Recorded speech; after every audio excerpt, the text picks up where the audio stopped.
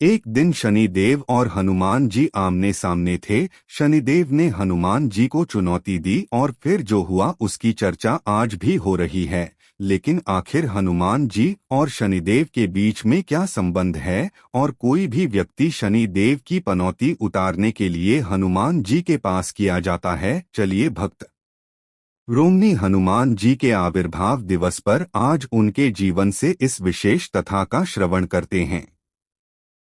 था हाँ, हरे कृष्णा। आज पूरे भारत में कोई भी ऐसा व्यक्ति नहीं होगा जो हनुमान जी के बारे में नहीं जानता, चाहे वह बड़े हो या बच्चे, शिव भक्त हो या कृष्ण भक्त, स्त्री हो या पुरुष। भारत में जितने भी मंदिर हैं उसमें से सबसे ज्यादा मंदिर हनुमान जी के हैं। भारत के किसी भी गांव या शहर में चले जाइए, वहां आपको कहीं न कहीं हनुमान जी मिल ही जाएंगे। किसी गांव में शाम के समय हनुमान जी के मंदिर में घंटी बजाने की सेवा बच्चे और बड़े दोनों ही बड़ी खुशी से करते हैं। किसी शहर के चौराहे पर ऑफिस से आते वक्त हनुमान जी के मंदिर में माथा टेकने हर कोई चाहता है। परीक्षा का रिजल्ट आने वाला हो या फिर प्यार में धोखा मिला हो, हनुमान जी सबसे पहले याद आते हैं। और फिर किसी ने अगर कोई काला जादू किया हो या तांत्रिक विधि की हो या फिर किसी चीज का डर लग रहा हो, तब तो सिर्फ हनुमान जी ही बचा सकते हैं।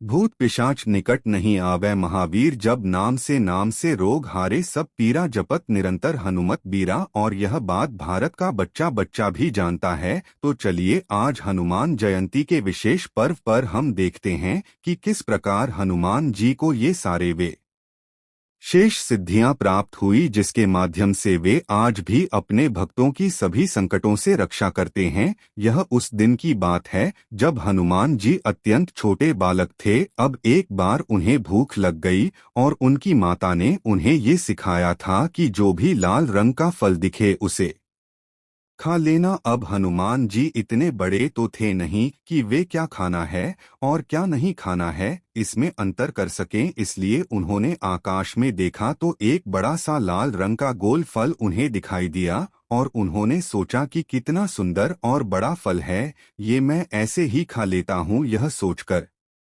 उन्होंने एक बड़ी छलांग लगाई और चल पड़े आकाश की ओर उस फल को खाने के लिए। और आपको जानकर आश्चर्य होगा कि वो लाल फल और कोई नहीं अपितु स्वयं सूर्य देव थे। अब ने से हनुमान को क्या पता कि आखिर वो सूर्य देव हैं। उन्हें तो लगा कि माता ने बोला है लाल फल खाने के लिए, तो यही सबसे बड़ा लाल फल है, उसी को खा लेते हैं। तो जैसे जैसे हनुमान जी सूर्य देव के पास आने लगे, वैसे वैसे सूर्यदेव विचार करने लगे कि यह नन्हा सा बालक आखिर कर क्या रहा है। जब हनुमान जी सूर्यदेव के पास पहुंचे तो उन्होंने देखा कि वहां कोई और पहले से ही खड़ा है, क्योंकि बस लाल फल को निगलने वाला है। और वो कोई और नहीं अपितु राहु स्वयं था, जो कि समय समय पर सूर्य को निगल जाता है और जिसके कारण सूर्य ग्रहण के खगोलीय घटना होती है। अब छोटे से हनुमान जी ये कैसे चयन कर सकते थे कि उनका फल कोई और खा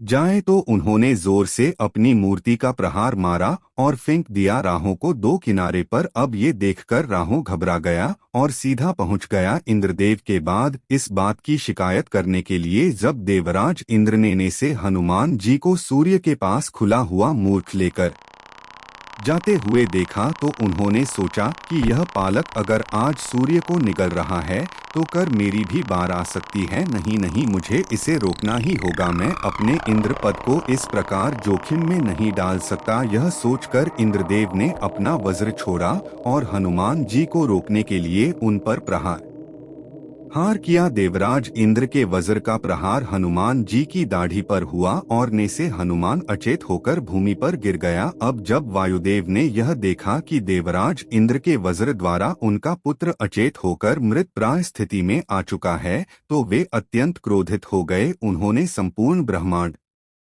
खंड में से वायु को रोक लिया। अब सभी जीवों के लिए श्वास लेना भी दुष्कर हो रहा था। संपूर्ण पृथ्वी और ब्रह्मांड में हवा की एक भी लहर नहीं दिखाई दे रही थी। और यह दृश्य देखकर स्वयं ब्रह्मा जी और सभी देवी देवता चिंतित हो गए। और उसी समय पृथ्वी पर वे सब उस स्थान पर पहुंचे जहां में से हनुमान जी अचेत होकर गिर गए थे।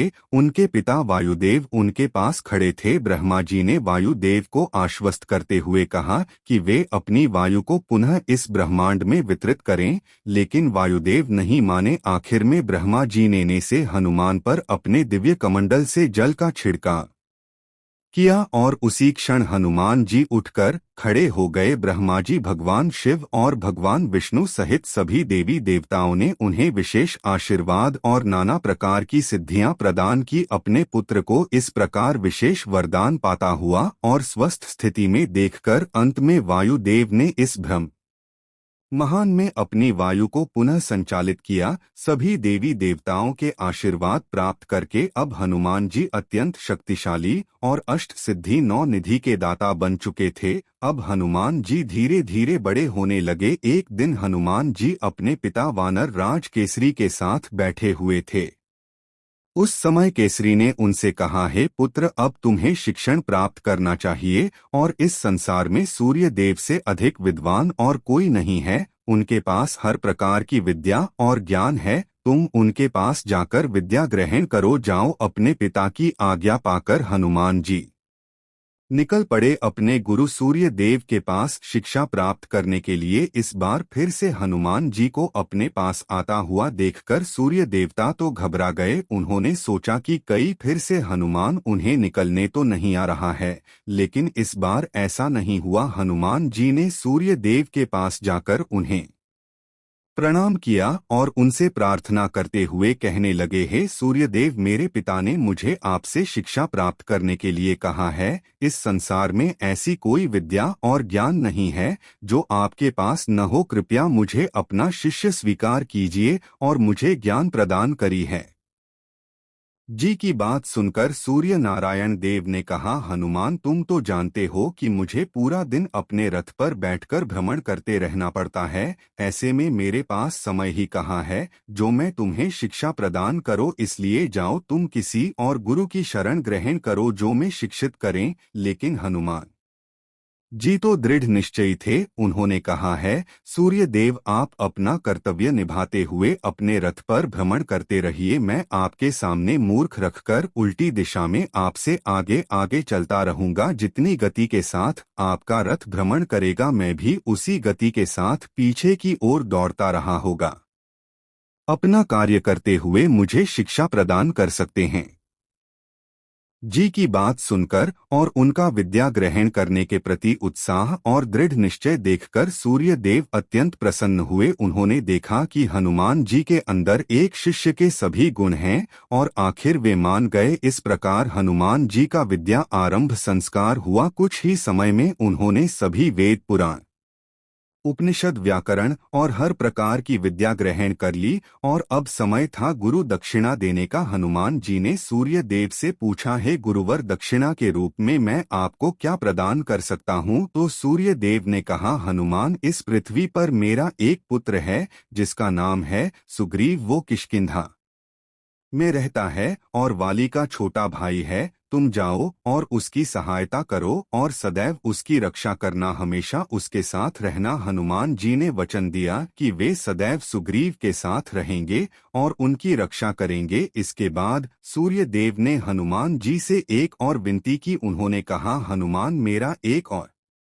और पुत्र है जिसका नाम है श्रेणी। वो किसी कारण वश गलत राह पर चला गया है। मैं चाहता हूँ कि तुम उसे सही राह पर लेकर आओ और मेरे पास ले आओ। अपने गुरु का आदेश पाते ही हनुमान जी ने सूर्य देव को प्रणाम किया और निकल पड़े श्रेणी लोक की ओर जाने के लिए। वहां जाकर उन्होंने शनि देव से कहा कि वो शिक्षा अपने दुष्कृत्य बंद करें और उसके साथ सूर्य देव के पास चले। जब शनि देव ने हनुमान जी के इस वीरता भरे आदेश को सुना तो वे अत्यंत क्रोधित हो गए। उन्होंने हनुमान जी को चुनौती देते हुए कहा, कौन हो तुम? क्या तुम मुझे नहीं जानते? मैं शरीर हूँ और अमर, मैं ऐसे क्षण तुम्हारा सर्वनाश कर सकता हूँ और इससे पहले कि मैं तुम्हें अपना कायल बना लूं, निकल जाओ यहाँ से। यह सुनकर हनुमान जी ने मुस्कुराते हुए कहा, श्रेणी, मैं यहाँ अपने गुरु सूर्य देव की आज्ञा से आया। मैं तुम्हें इसी समय अपने पास बुला रहे हैं। चलो मेरे साथ और तुम्हें लिए बिना मैं नहीं जाने वाला। यह सुनकर शनिदेव को और क्रोध आया। उन्होंने हनुमान जी की ओर अग्नि की ज्वाला से की अनेक अस्त्र शस्त्रों से प्रहार किया, लेकिन हनुमान जी पर इसका कोई प्रभाव नहीं पड़ा और अंत में हनुमान जी के सिर पर चढ़ गए और जोर जोर से मुफ्ती का प्रहार करने लगे कि हनुमान जी ने अपनी महिमा सिद्धि का प्रयोग करते हुए अपने कद को बढ़ा लिया। वे अब इतने विशालकाय बन चुके थे कि वे शनि देव के महल की छत को छू रहे थे और इस प्रकार उस छात्र और हनुमान जी के बीच में शनिदेव पास गए। उन्होंने हनुमान जी से क्षमा याचना करते हुए कहा, हे हनुमान, मुझे मुक्त करो, मैं अपनी पराजय स्वीकार करता हूँ। तो हनुमान जी ने पूछा, क्या अब तुम अपने सभी दुष्कृत्यों का त्याग कर दोगे? क्या तुम सही राह पर चलोगे? तो शनिदेव ने वचन दिया कि आपसे वे ऐसा ही करेंगे। और उसके बाद हनुमान जी ने कहा, इसके उपरांत तुम मेरे भक्तों को भी कभी कष्ट नहीं दोगे। यह भी तब शनिदेव ने वचन दिया कि जो भी हनुमान जी की भक्ति करेगा उनके ऊपर शनि देव का कोई प्रभाव नहीं होगा। यह सुनकर हनुमान जी प्रसन्न हो गए और शनिदेव को लेकर वापस सूर्य देव के पास आए। अपने भटके हुए पुत्र को इस प्रकार सही राह पर आया हुआ देख सूर्यदेव अत्यंत प्रसन्न हुए और उन्होंने हनुमान जी को आशीर्वाद दिया। और इस प्रकार आज भी अगर किसी को शनि देव की व्याधि आती है तो उन्हें हनुमान जी की शरण लेने के लिए कहा जाता है। तो यह है एक भक्त की शक्ति जिसके सामने कोई भी आधी व्याधि उपाधि नहीं देख सकती, क्योंकि एक भागते सदैव अपने भगवान की सुरक्षित शरण में रहता है। हनुमान जी न सिर्फ अत्यंत बुद्धिमान, बलशाली और पराक्रमी हैं, लेकिन उनके हृदय में प्रभु श्री रामचंद्र की अटूट श्रद्धा और भक्ति भी है। हर प्रकार की विद्या, गुण, यश, कीर्ति, बल और बुद्धि भी के सागर होने के बाद भी वे अत्यंत विनम्र होकर प्रभु श्री राम के दास रूप में उनकी नित्य सेवा करते हैं। हनुमान जी के गुणों का वर्णन आनंद है। तो ये थी आज हनुमान जयंती के अवसर पर भक्त शिरोमणि हनुमान जी की विशेष कथा। यह कथा आपको कैसी लगी ये हमें नीचे कमेंट बॉक्स में जरूर बताइएगा। और ऐसे ही अन्य प्रमाण पोर्ट और पौराणिक कथाएं आपको निरंतर मिलती रहेंगी अगर आपने इस चैनल को सब्सक्राइब किया है। इसलिए याद से नीचे जाकर सब्सक्राइब बटन पर क्लिक करिए और नोटिफिकेशन ऑन कर दीजिए। अगर आपको हमारे द्वारा किए जा रहे वैदिक प्रचार के यह प्रयास सराहनीय लगते हैं तो आप हमें अपना योगदान भी दे सकते हैं। स्क्रीन पर दिए गए नंबर पर अपना आर्थिक सहयोग भेजकर आपके सहयोग से हमें आने वाले कथाओं को बनाने में सहायता मिलती है और आपको इस वैदिक सनातन धर्म के प्रचार का पुण्य फल मिलता है। तो हनुमान जयंती के अवसर पर इस सनातन शिक्षाओं का प्रचार करने में अपना योगदान वैश्य दें। तो चलिए प्रभु श्री राम के सबसे प्रिय भक्त हनुमान जी को आज शाम विशेष रूप से यही प्रार्थना करते हैं कि वे हमें उनके जैसे ही एकनिष्ठ प्रभु भक्ति प्रदान करें और हम सदैव परम भगवान श्री कृष्ण की शुद्ध भक्ति में सेवा में संलग्न रहें। धन्यवाद।